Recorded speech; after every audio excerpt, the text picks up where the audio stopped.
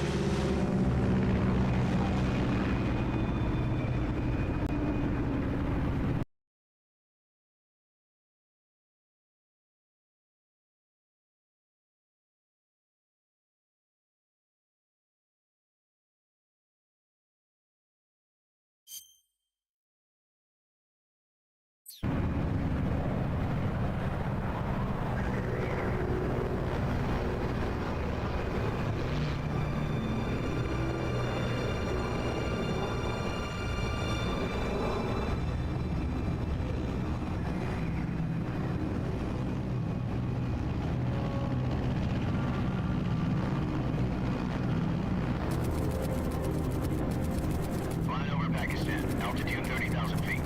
Approaching Soviet airspace.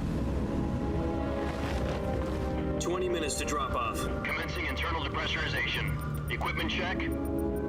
Arm main parachute. All right. Ready to go. Drop zone still showing a high pressure mass. Cav okay. Good. We've got high visibility.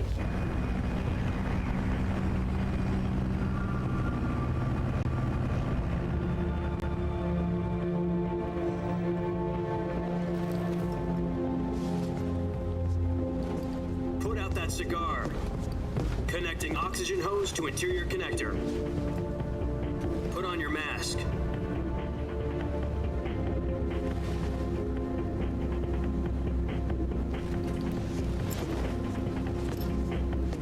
Does this panty waste know what he's doing? Approaching release point. 10 minutes to drop off. Hey, are you deaf? He said put out the cigar and put on your mask.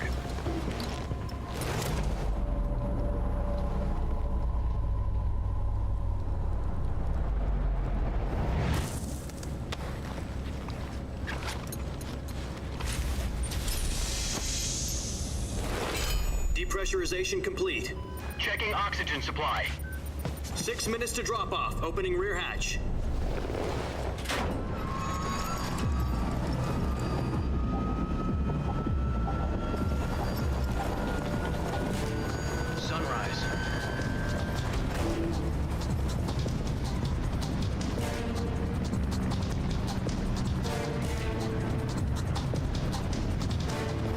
Temperature minus 46 degrees Celsius. 2 minutes to drop off. Stand up. You'll be falling at 130 miles per hour. Try not to get frostbite from the wind chill. 1 minute to drop off. Move to the rear. Activate the alarm bottle. This is one for the history books. The world's first halo jump. 10 seconds to drop off. Stand by. Status okay, all green. Prepare for drop-off. Countdown. 5, 4, 3, 2, 1. Spread your wings And fly. God be with you.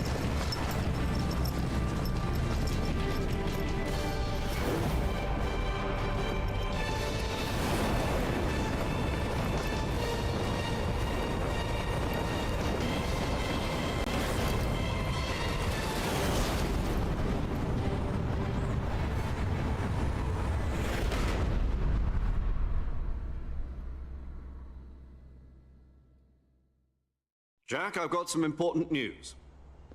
The head of the CIA has finally given us the green light for the virtuous mission.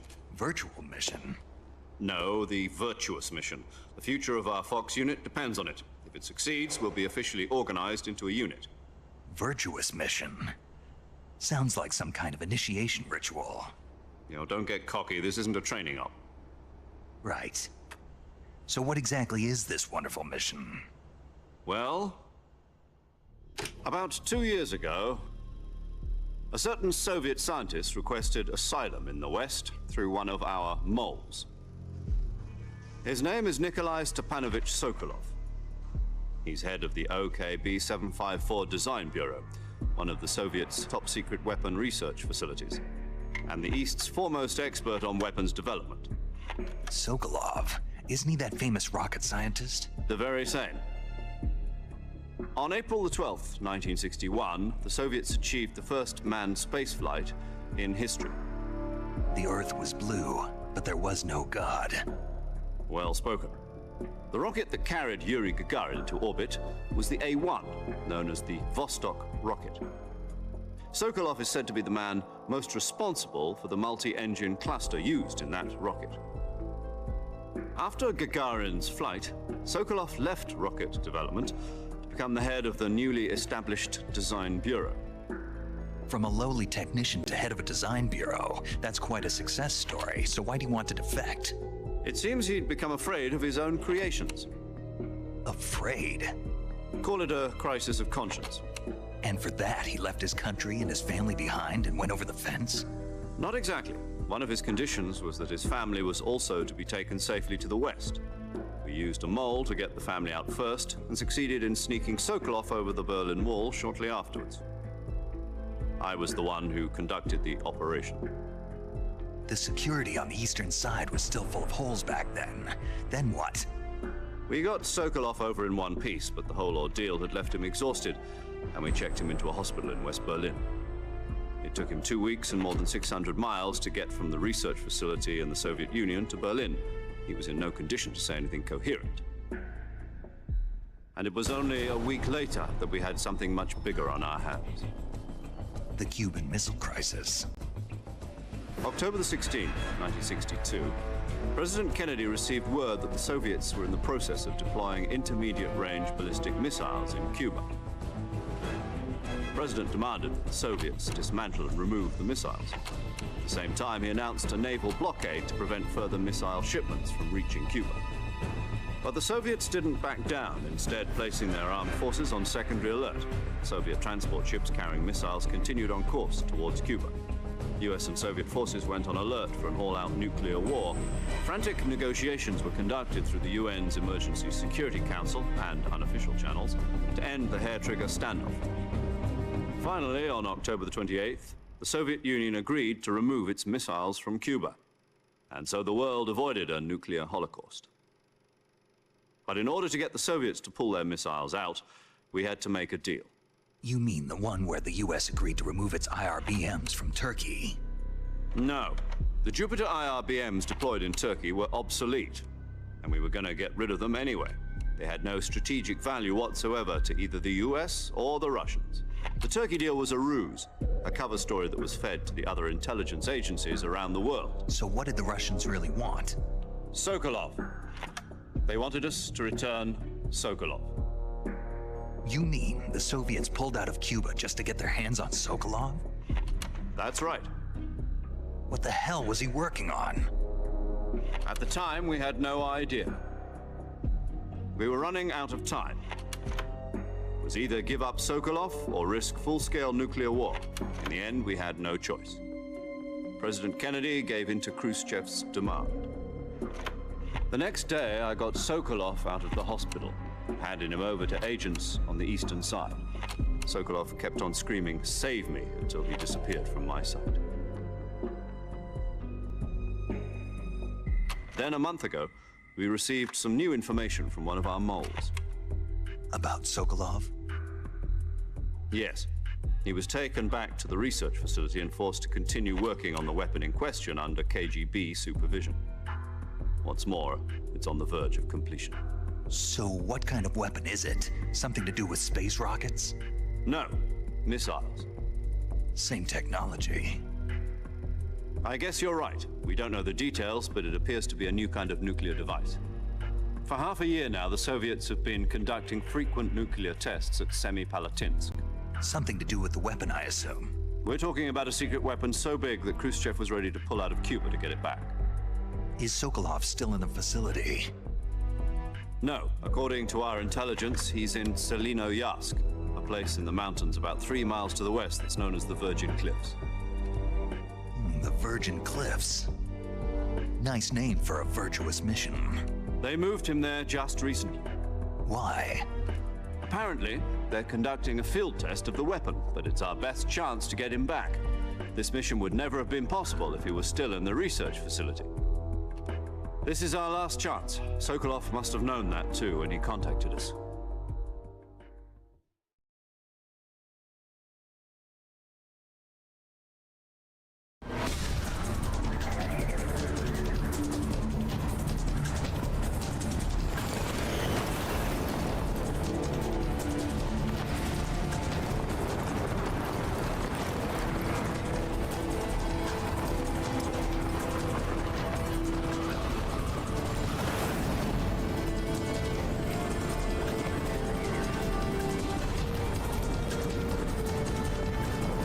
Listen up, Jack.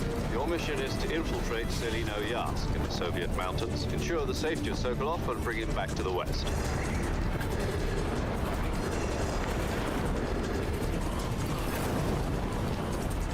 If we don't get Sokolov back before that weapon is complete, we'll be facing a major crisis. The clock is ticking.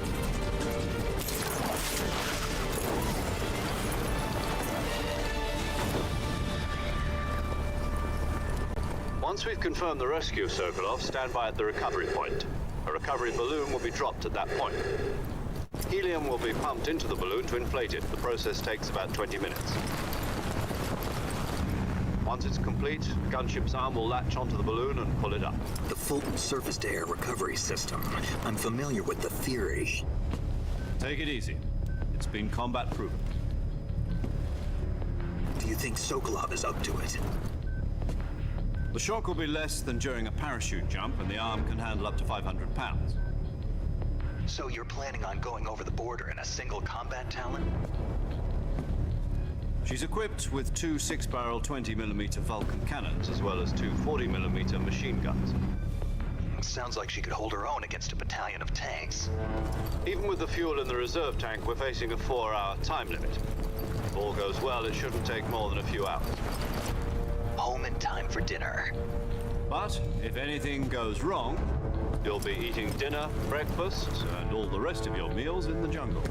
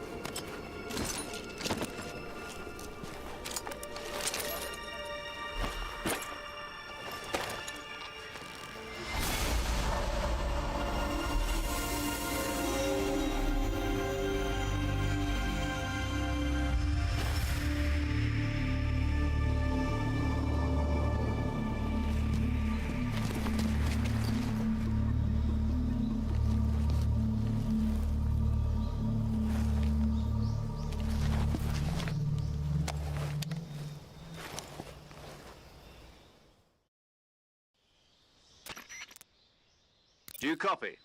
You're already in enemy territory, and somebody might be listening in. From here on out, we'll be using code names to refer to each other. Your code name for this mission will be Naked Snake. I'll be referring to you as Snake from now on.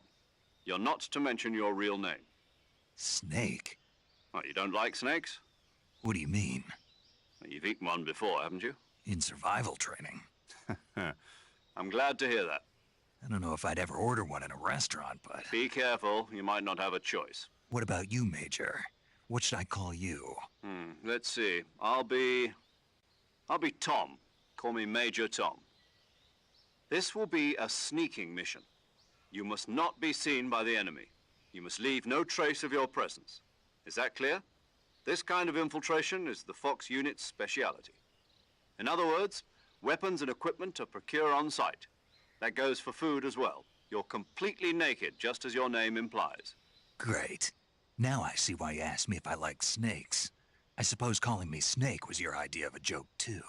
No, there's a good reason for that. I'll tell you later when the time is right. Gotcha.